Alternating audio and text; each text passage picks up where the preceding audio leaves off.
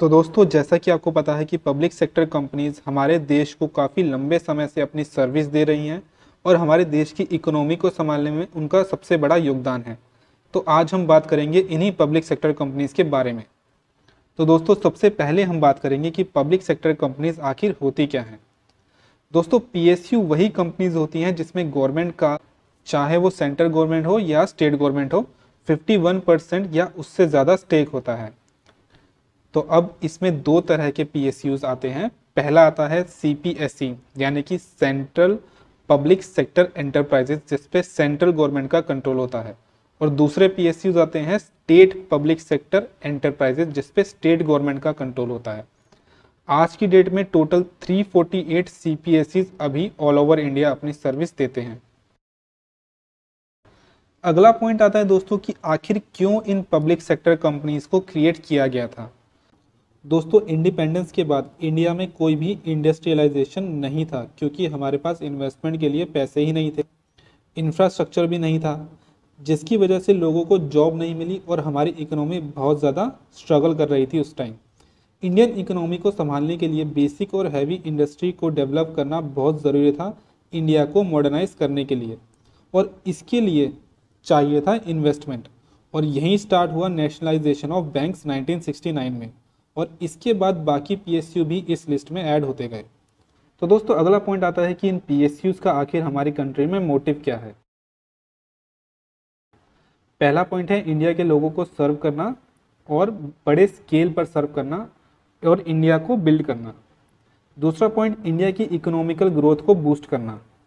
तीसरा है एम्प्लॉयमेंट को जनरेट करना। दोस्तों, ये सभी पीएसयू हर साल हमारे इंडिया की यंग जनरेशन को एम्प्लॉयमेंट देता है, और हमारे इंडिया में सबसे बड़ा सोर्स है गवर्नमेंट के पास एम्प्लॉयमेंट देने का।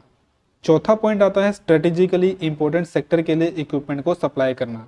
यहाँ पर हम एग्जांपल ले सकते हैं डीआरडीओ का, जो इक्विपमेंट बनाता है डिफेंस सेक्टर के लिए।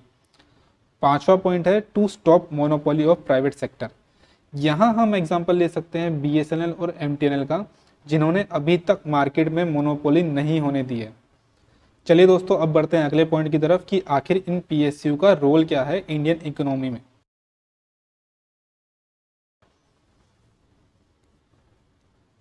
तो इनका सबसे बड़ा रोल आता है बिगेस्ट सोर्स ऑफ एम्प्लॉयमेंट, यानी कि हमारी यंग जनरेशन को एम्प्लॉयमेंट देना।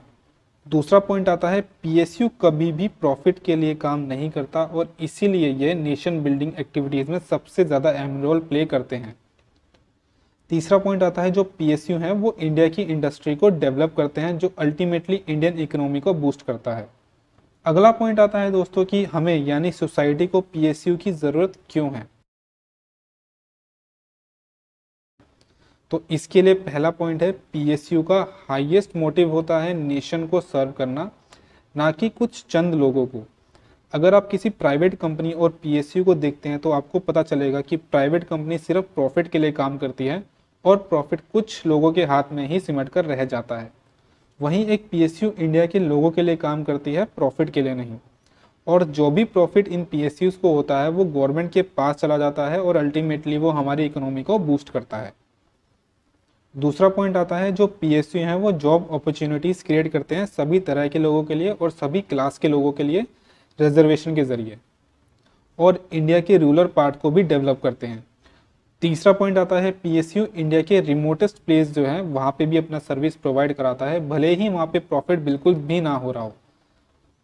लेकिन एक प्राइवेट कंपनी कभी भी उस जगह सर्विस नहीं देगी जहाँ पे प्रॉफिट ज़ीरो हो। तो दोस्तों, पीएसयू की अच्छी बातें तो हमने बहुत कर ली। चलिए अब देखते हैं कि इनके साथ प्रॉब्लम्स क्या क्या हैं। पहला प्रॉब्लम आता है dilemma of profit and service. अब दोस्तों, पीएसयू को हमारी कंट्री को लो प्राइस पे सर्विस भी प्रोवाइड करनी है और प्रॉफिट भी लेना है। अब ये दोनों चीज़ें एक दूसरे के बिल्कुल अपोजिट हैं। तो यहाँ पर ये प्रॉब्लम आ जाती है कि हम प्रॉफिट के लिए काम करें या सर्विस के लिए काम करें। दूसरा पॉइंट आता है एक्सेस गवर्नमेंट कंट्रोल। तो दोस्तों, एक्सेस गवर्नमेंट कंट्रोल होने से क्या होता है कि जितने भी डिसीजन होते हैं उनमें बहुत ज़्यादा डिले हो जाता है।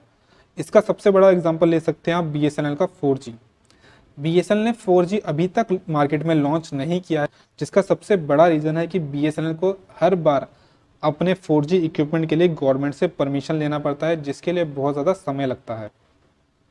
तीसरा पॉइंट आता है पॉलिटिकल इंटरफेरेंस। तो इसके बारे में ज़्यादा बात करने की ज़रूरत नहीं है, आप सभी को पता ही चल गया होगा कि जो भी रूलिंग पार्टी होती है वो पीएसयू को अपने पॉलिटिकल फ़ायदे के लिए इस्तेमाल करती हैं।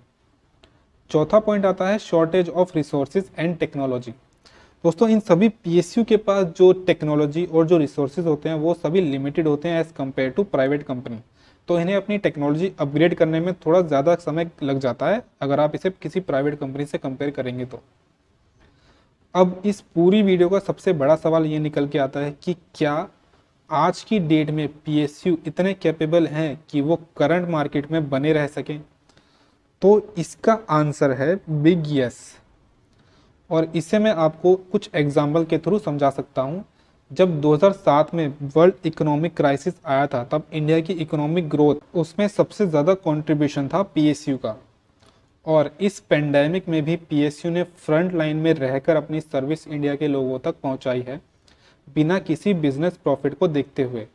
दोस्तों इन सभी पीएसयू में काम करने वाले एम्प्लॉयज़ इंडिया के टफेस्ट एग्ज़ाम को पास करके इन पीएसयू में जॉब हासिल करते हैं, जिसमें आपका आता है GATE, NET, CSIR, UGC, IBPS जैसे बड़े बड़े एग्ज़ाम। इनमें इतनी क्षमता तो है कि वो प्राइवेट कंपनी से कम्पीट कर पाएँ। They are capable enough to compete with private company in any way.